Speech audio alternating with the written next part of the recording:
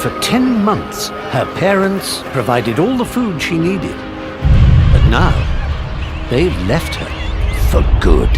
At 3 feet tall, she may be fully grown, but still just a teenager in penguin years.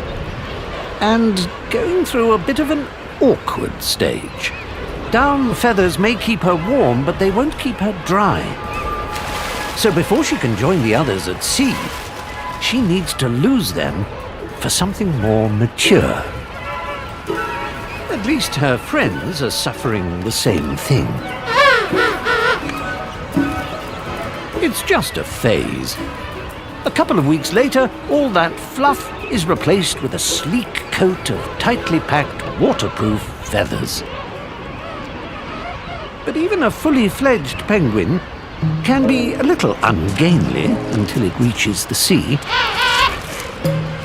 It's a long walk down to the beach, especially when trying to tiptoe past slumbering giants without waking them.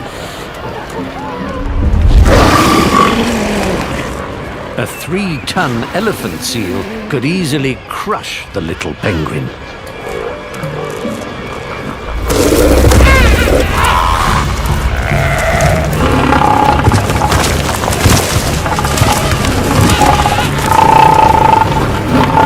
Thankfully, just a lot of hot air. But she now faces her toughest challenge yet: to head out to sea and the unknown.